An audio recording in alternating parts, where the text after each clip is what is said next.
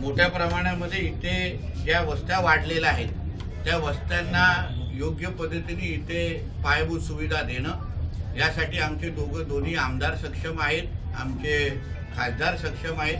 पण उद्या आमची महापालिकेमध्ये सत्ता आल्यानंतर महापालिकेच्या माध्यमातून 18 प्रकारच्या नागरी सुविधा एका नागरिकाला देणं त्याचा अधिकार असतो. ते सगळे 18 प्रकारच्या नागरी सुविधा इकडच्या स्थानिक नागरिकांना, जे इकडे राहतात, ज्यांचे अधिकार इथे आहेत, त्यांच्या नावाने दुसरे बांगलादेशी रोहिंग्यांना आम्ही द्यायला देणार नाही. पण इकडचा राहणारा जो हिंदू समाज आहे त्याला सगळ्या पद्धतीची पायाभूत सुविधा आणि त्याचा विकास करण्याची जबाबदारी ही महापालिकेच्या माध्यमातून आमची असेल.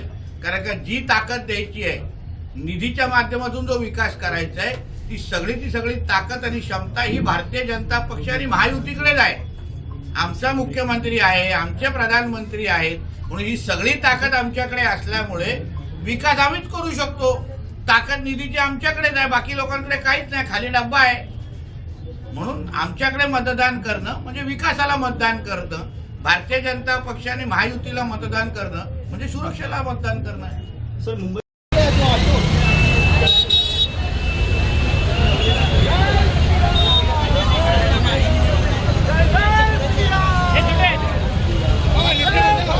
ऊपर थोड़ी जाना है, मेरा काम खत्म हो चुका है.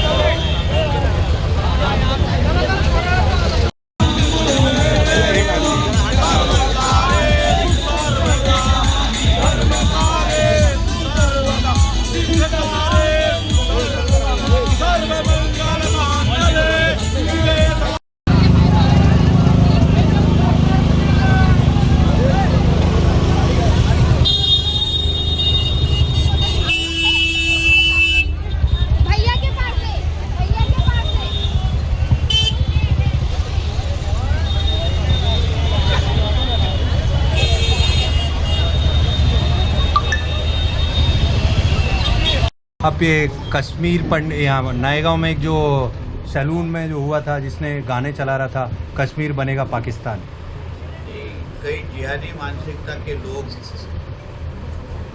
यहाँ है जिनको ऐसा लगता है कि ये उनके अब्बा का पाकिस्तान है और इसलिए कश्मीर बनेगा पाकिस्तान जैसे गाने बजा के यहाँ वो हमारे हिंदू राष्ट्र को इस्लाम राष्ट्र बना सकते हैं. मगर वो ये भूल गए हैं कि इस महाराष्ट्र में हमारे देवा भाऊ की सरकार है, एक हिंदुत्व की सोच की सरकार है.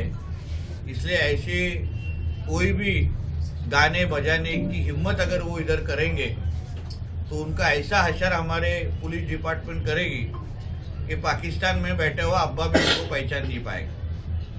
इसलिए इस तरीके की कोई भी गाने, कोई भी इस तरीके की जिहादी एक्टिविटीज हम हमारे महाराष्ट्र की भूमि में सहन करेंगे नहीं. यही इशारा मैं उनको आपके माध्यम से देना चाहता हूँ. बांग्लादेश में लगातार हत्याएं हो रही हिंदुओं पर, वहाँ टारगेट किया जा रहा है बांग्लादेश में. रोज वहाँ के हमारे जो हिंदू है उनको टारगेट किया जा रहा है.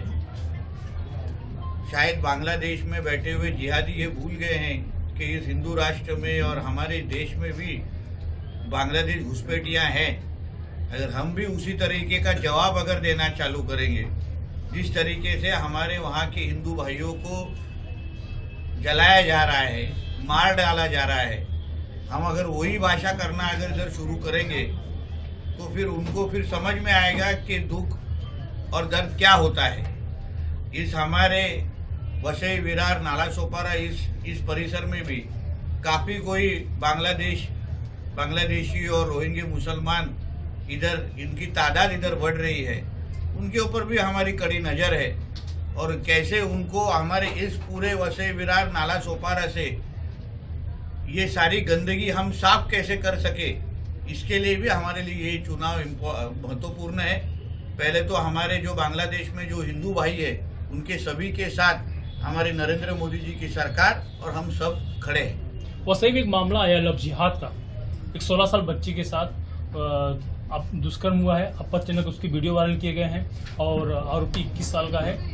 इस इस पर क्या कहना आपका? देखिए, इसी के लिए तो रेड कार्ड भी इसी के लिए तो पहले हम हमारे हिंदुत्व की सोच के यहाँ सांसद चुन के लेके आए, फिर हिंदुत्व की सोच के हमारे विधायक 2 चुन के आए। इसी के लिए तो जय श्री राम बोलने वाले ही हमको यहाँ के वसई विरार के माला सोपारा वसई विरार के महापालिका के मेयर की कुर्सी पे बिठाना है, क्योंकि इस तरीके के जब जिहादी लोग हमारे हिंदू बहनों के साथ ये करने की हिम्मत करते हैं तो उनकी हिम्मत तोड़ने के लिए हमको यहाँ हिंदुत्व की सोच की ही सरकार चाहिए, जैसे राज्य में है, जैसे देश में। और ये जो लव जिहाद का जो की कोशिश हुई है, उस जो कोई वो जिहादी है वो भी उसको तो पुलिस सजा देगी, मगर जिस दिन पुलिस की सजा खत्म होगी तभी जेल के दरवाजे पे हमारे हिंदुत्ववादी कार्यकर्ते खड़े हैं, वो ये भूले नहीं। अभी केंद्र में भी आपकी सत्ता है और राज्य में भी है, तो ऐसे जिहादियों की हिम्मत कैसे बढ़ती है? इनके लिए कुछ नया कानून पहले बनाएंगे तो क्या? जिहादी की हिम्मत बढ़ती थी तो उनको बढ़ावा दिया जाता था कांग्रेस के सरकार की ओर। अभी हमारी सरकार है, हमारी पुलिस है, जब भी इस तरीके के केसेस होते हैं तो उसको कड़ी से कड़ी सजा दी जाती है, अभी कुछ उनकी नया हिम्मत कानून तोड़ने बनाएंगे का क्या? काम होता है। इसलिए आने वाले कुछ हमारे विधानसभा क्षेत्र में ही हम जल्दी ही महाराष्ट्र में लव जिहाद विरोधी कायदा, धर्मांतर विरोधी कायदा जिसको हम कहते हैं, जो उत्तर प्रदेश में है, गुजरात में है, उसी तरीके का एक बहुत कड़क कायदा हमारे महाराष्ट्र में जल्दी हम लेके आने वाले। दादा, असुद्दीन ओवैसी ने एक बयान दिया है कि अब की बार महापौर जो होगा वो बुरखे वाली होगी और पठान होगा।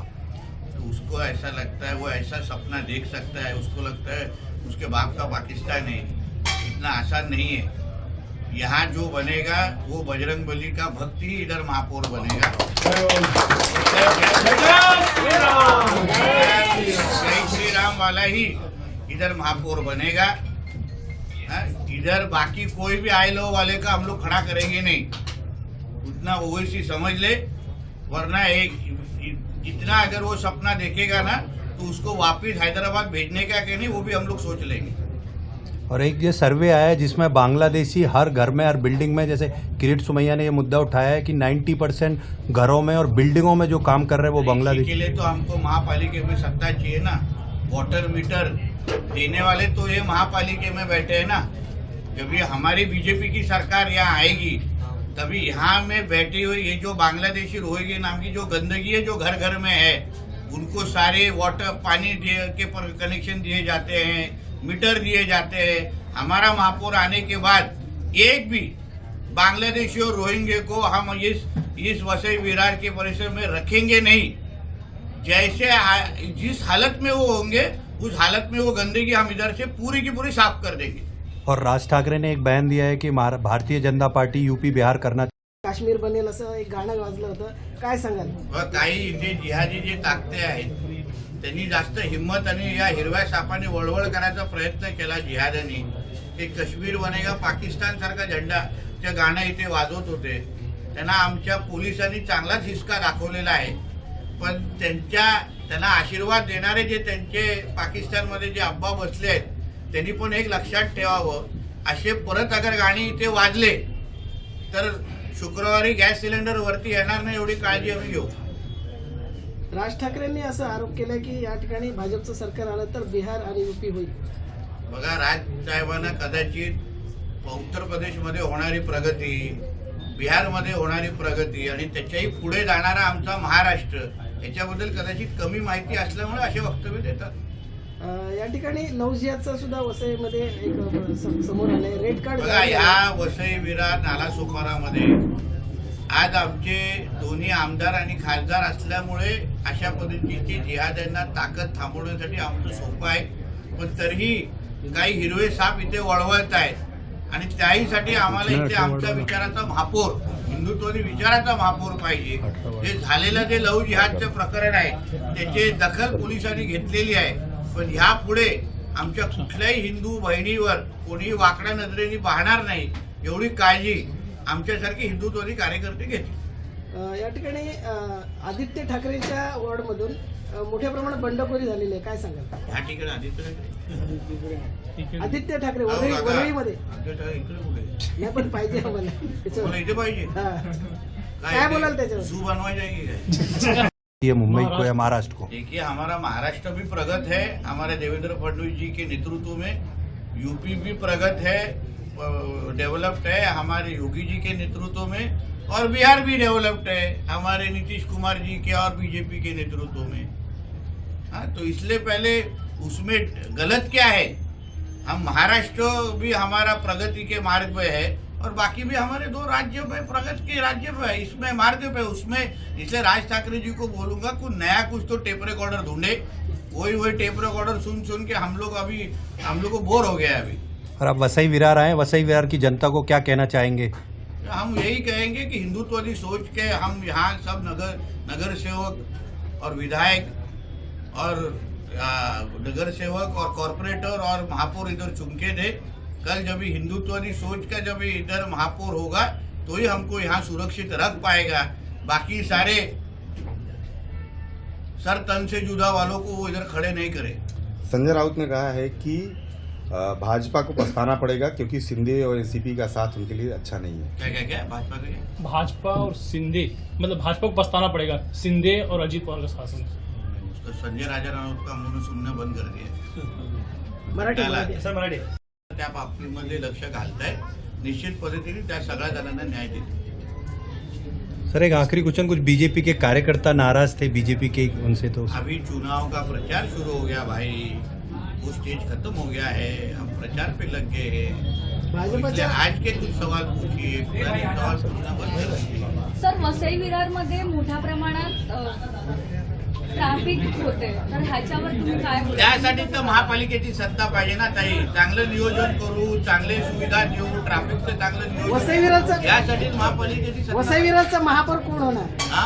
वसई विरारचा महापौर कोण होणार? एक मराठी हिंदू होणार? होणार।